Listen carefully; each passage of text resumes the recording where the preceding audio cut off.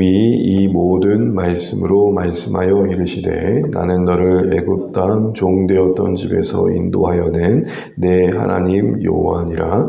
너는 나 외에는 다른 신들을 내게 두지 말라. 아멘. 로마서 1장 25절. 로마서 1장 25절 같이 읽겠습니다. 이는 그들이 하나님의 진리를 거짓 것으로 바꾸어 피조물을 조물주보다 더 경배하고 섬김이라. 주는 곧 영원히 찬송할 이시로다. 아멘. 네, 사랑해 주신 하나님 찬양합니다. 기도하면 감사합니다. 너무 시간 고맙습니다. 감사합니다. 우리 계속해서 견실한 신앙의 이름으로 소요를 살피고 있습니다. 39문 이하에서부터는 전반부가 은혜였다면 후반부는 그 은혜를 따라 사는 삶의 방향들을 제시하고 있습니다. 성경에 항상 겉면의 구조가 그러하죠. 하나님이 이렇게 우리를 위해 주셨다. 그 위에 우리는 어떻게 살아야 되느냐라는 구조를 갖고 있는 것처럼 소요리 문단도 그런 큰 구조를 닮아 있습니다. 우리가 십계명의 부분을 계속해서 지금 살피고 있는데요. 십계명의 서원이 먼저 살폈던 내용이었죠. 십계명은 사랑이라는 맥락 안에서 이해되는데 그와 어울리게 서원은 하나님과 우리가 어떠한 관계인지를 먼저 강조하고 있었음을 살펴봤습니다. 어떠한 계명이 먼저 등장하기 전에 서원이 먼저 등장한다는 것은 하나님과 우리의 관계를 바로 알고 그 뒤에 요구되는 것들을 이해해야 된다라는 것이겠죠. 다시 말해 어떤 십계명이 단순히 실천해야 될 윤리적인 측면 이전에 언약의 측면을 강조한다는 것을 살펴봤습니다. 그 서원에서 말하는 바는 뭐였습니까? 하나님께서 너희를 애굽 땅에서 건지셨다. 오늘 신약 우리의 하나님 백성들에게 적용해 본다면 하나님이 우리를 죄와 사망에서 건지셨다. 그것은 은혜의 사건이죠. 우리에게 그 근거가 있지 않기 때문입니다. 또한 구별의 사건입니다. 그 목적하신 바가 거룩이기 때문입니다. 또한 그 모든 것들은 우리를 위하시는 사랑입니다. 그래서 이 전제로 십계명을 말하고 있다고 볼 때 십계명은 은혜이며 또 그 구별된 목적을 따라 살아야 될 우리 신자된 우리의 책임이고 그 모든 것들이 우리를 진정한 자유로에 초대하시고 우리를 복되게 하신다는 측면에서는 사랑인 거죠. 그래서 십계명은 한마디로 구원받은 백성이 걸어가야 할 은혜와 책임과 사랑의 여정입니다. 그래서 우리는 이 십계명, 율법의 집약이라고 할 수 있는 이 십계명을 늘 묵상하면서 뿌리를 내리고 그것을 우리 삶에 잘 녹여내는 삶이 필요한 것이죠.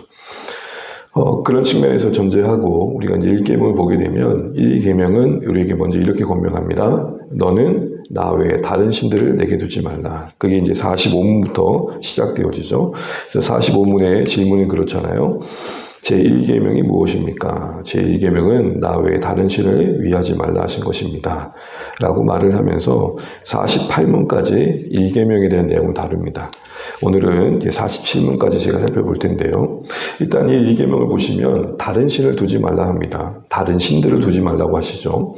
이것 한마디로 말하면 우상을 섬기지 말라라는 것입니다. 하나님이 아닌 다른 대상을 하나님으로 만들지 말라. 라고 바꿔 말할 수 있습니다.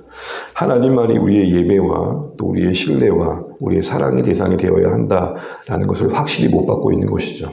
왜 그럴까요? 뒤에 결론처럼도 얘기하겠지만 하나님이 하나님 자리에 계셔야만 천국이 임하기 때문입니다. 하나님 자리에 다른 것이 하나님 자리를 차지하게 되면 그럴듯해 보일지 모르지만 그것이 곧 우리를 하나님이 기뻐하시는 삶의 방향으로 이끄지 못할 뿐만 아니라 우리에게 주시고자 하는 복으로부터도 멀어지기 때문입니다. 1계명이 1계명 되어야 그 뒤에 모든 계명들이 자리매김할 수 있게 되고 1계명이 1계명 되어야 그럴 때 그러기에 하나님과 우리의 관계와 또 이웃과 이웃과의 관계가 또 하나님 주신 만물과의 관계 속에서 균형을 잡을 수 있다는 측면에서 그 하나님 되심이 자리에 있을 때 천국이 경험된다는 것입니다. 그런데 여러분, 이 1계명을 우리가 딱 들으면 사실은 우리와 직접적인 연관을 짓기가 쉽지 않습니다. 왜냐하면 겉으로 눈에 보이는 어떤 형상에 절해본 적이 없는 우리에게 또 기독교인 신자로서 살아가고 있는 우리에게는 나와는 거리가 있어 보이기 때문이죠. 대부분의 우리 가운데 어떤 형상 앞에 절을 했거나 빌어봤거나 그런 경험들을 우상과 연관시키기가 더 쉽기 때문입니다. 그러나 사실은 일계명 자체가 이미 너는이라고 시작하신 것을 기억하셔야 됩니다. 여기서 너는 누굽니까? 이스라엘 백성입니다. 이미 하나님을 믿는 하나님의 백성들에게 이 계명이 주어졌다는 것, 그것도 가장 우선적으로 주어졌다는 것을 우리는 좀 기억할 필요가 있습니다. 과거 이스라엘 백성들은 눈에 보이는 형상을 섬겼다면 오늘 우리는 사실은 보이지 않는 새로운 형태의 우상 숭배의 유혹에 더 많이 노출된 것이 사실이기 때문에 그렇습니다. 우상을 여러 가지 정의할 수 있지만 앞서 하나님 자리에 다른 것이 있다고 생각해 보면 하나님을 더 사랑하고 의지해야 되는데 하나님보다 더 사랑하고 의지하고 따르는 게 있다면 우상일 것이고 그 유혹에 우리가 쉽게 노출되어 있고 많이 노출되어 있다는 측면에선 이 일계명은 우리가 거리가 먼 계명이 결코 아닌 것이죠. 사실 보이는 우상보다 더 치명적인 것은 보이지 않는 우상입니다. 이런 사람들 있잖아요. 저는 한 번도 절해본 적이 없어요. 다른 곳에 가서 빌어본 적이 없어요. 그렇다고 일계명으로부터 자유로운가? 라고 할 때 그렇지 않음에도 불구하고 보이는 형상에 보였던 태도를 통해서 보이지 않는 우상 앞에서의 태도를 간과할 수 있다라는 겁니다. 그래서 여러분 요한일서 5장에 보게 되면 이미 영생을 얻은 신자들에게 앞에 영생의 이야기를 한 다음에 21절에 뭐라고 말하느냐? 자녀들아 너희를 지켜 우상에게서 멀리하라 라고 말합니다. 이미 영생을 얻은 신자들에게 이와 같은 권면을 하고 있는 것이죠. 특별히 여러분 다른 신을 내게 두지 말라고 할 때 복수형이라는 것을 주목해 볼 필요가 있습니다. 다른 신들이라고 하고 있죠. 말씀에 보면 다른 신들. 다른 신들이라는 것은 어떤 의미입니까? 여러 신들을 말하는 것입니다. 그러나 여러분 이것은 그 신의 어떤 존재 자체를 인정한다는 측면은 아닐 것입니다. 왜냐하면 우리는 오직 유일하신 신은 하나님만을 인정하는 거니까요. 그렇다면 이 신은 뭡니까? 인간이 만든 신이라는 겁니다. 그러니까 다른 신이라는 말을 언뜻 들으면 교회에서도 기독교 신앙에서도 다른 어떤 존재하는 신들이 있다는 것을 믿는 거냐 이렇게 볼 수 있지만 그런 맥락이라기보다는 오직 유일하신 하나님이 계시는데 그 외에 여기서 언급된 신들은 우리가 만든 신이라 해석되어야 되는 것입니다. 신이 아닌 존재를 신격화하는 것. 사실은 그것을 금하고 있는 게 47문에 나와 있죠. 오직 우리가 일계명을 지킨다는 것은 46문처럼 오직 경배의 대상을 하나님께만 두는 겁니다. 하나님을 바로 알고 그 하나님을 기꺼이 수용하고 거기에 합당하게 하나님을 높이는 것, 예배하는 것, 다시 그게 우리가 지켜야 할 방향이라면 다른 신을 두지 않는다는 것은 그와 반대된 삶을 이야기하는 거겠죠. 그런데 여러분, 이런 다른 신들을 두는 것은 당시 고대인들에게서는 너무나 당연한 문화였습니다. 그러니까 이스라엘 백성들은 어떤 문화 속에 노출되어 있었냐면 광야에서 가나안 땅을 딱 정착하고 보니까 다양한 신들을 섬기는 그 나라의 그 문화에 함께하게 되었던 것이죠. 당시에는 더욱더 보여지는 어떤 자연 만물이라든지 어떤 현상이라든지 인간의 어떤 삶의 여러 모습들이 신과 연결되어 있었습니다. 하늘이 신이었고 땅이 신이었고 바다와 해와 달과 별이 신으로 보였습니다. 그것이 그들에게는 그들의 삶에 직접적인 영향을 끼치기도 했기 때문에 더욱더 그 영향력만큼이나 신격화할 수밖에 없었죠. 인도 같은 나라에는 지금도 신이라고 불쳐진 이름을 갖고 있는 신이 3억 3천 개라고 합니다. 가까운 일본은 800만 개나 되는 신이 있다고 합니다. 이처럼 다양한 신들을 사람들은 둡니다. 이것은 지금도 변함이 없습니다. 왜 그럴까요? 왜 많은 신들을 둘까요? 여기에 대해서 칼빈은 이런 말을 합니다. 하나님을 떠난 인간의 마음에는 우상의 공장이 있다라는 겁니다. 하나님으로 채워져야 되고 하나님으로 붙들어야 될 마음들이 하나님 아닌 다른 것으로 채워지게 되었을 때 숱한 우상들을 만들 수밖에 없다는 것입니다. 이것은 시대에 따라 끊없이 진화되어져 가는 것이죠. 많은 신을 둔다는 것은 이런 생각도 그러기에 깔려 있는 겁니다. 하나님이 부재한 심령들의 마음속에 근본적인 불안이 있지 않습니까?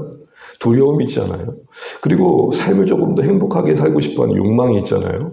이런 모든 집약된 마음이 어떤 절대자를 향한 지향하는 마음과 만나서 지식이 없는 상황 속에서 나에게 신이 될 만한, 다른 말로 말하면 나에게 도움이 될 만한 모든 존재는 신으로 등극하게 되는 겁니다.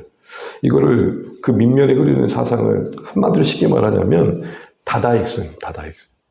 나에게 도움이 될 만한 존재가 많으면 많을수록 좋다라는 생각 속에 모두가 신으로 받아들여지는 것입니다. 여기에는 결국 자신의 주인됨이 있는 것이고 그 근본적인 심령에는 자신의 만족을 지향하는 게 삶의 목적이기 때문에 그렇죠. 앞서 말씀드린 것처럼 이런 모든 우상을 만드는 성향들은 쉼없이 진화하고 있습니다. 앞서 말씀드린 것처럼 현대에서도 그런 의미에서 우상들은 숱하죠. 하나님 아닌 것을 다른 것을 추앙하는 마음들이 발전하면 발전할수록 더 다양화되어지고 여러 모습으로 나타납니다.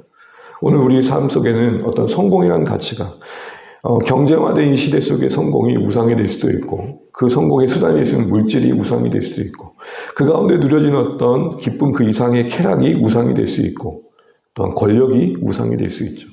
21세기의 바알이 뭐냐라고 할 때 눈에 보이는 어떤 형상은 아닐지라도 우리 삶에 수많은 경쟁력을 갖는 그 모든 것들이라 할 수 있을 것입니다.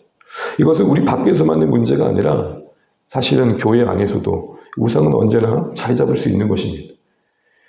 세상의 욕망이 고스란히 교회 안에 또 내 안에 남아 있어서 내 행복을 위해서 신앙생활을 하고 있다. 종교적인 체험과 만족이 우선된 관심으로만 자리 잡고 있고 신앙생활을 하고 있다면 그것은 다른 신을 섬기는 쪽으로 흘러가는 모습의 한 모습이라는 겁니다. 모양은 하나님을 섬기고 있는데 방향과 내용은 하나님이 아닌 것을 섬기는 것이죠.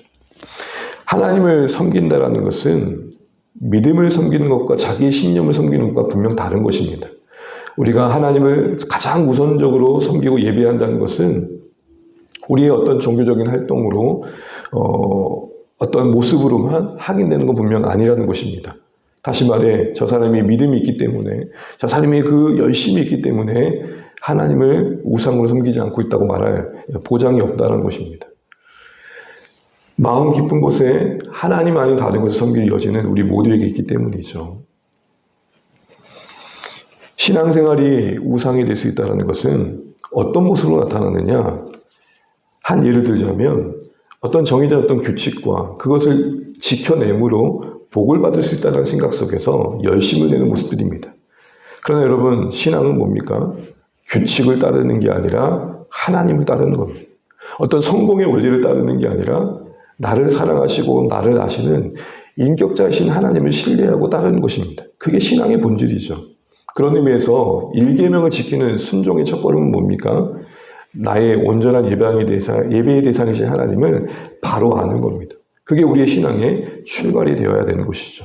그래서 너는 나 외에 다른 신을 내게 두지 말라는 말을 우리에게 다시 적용하는 차원에서 하시는 말씀으로 바꿔본다면 너는 무엇보다도 하나님을 아는 그 일에 힘써야 될 거다라고 말합니다. 그래서 여러분, 우리가 지켜야 할 바를 46문에선 이렇게 말합니다. 우리 46문 교재가 있으시면 한번 읽고 마무리하도록 하겠습니다.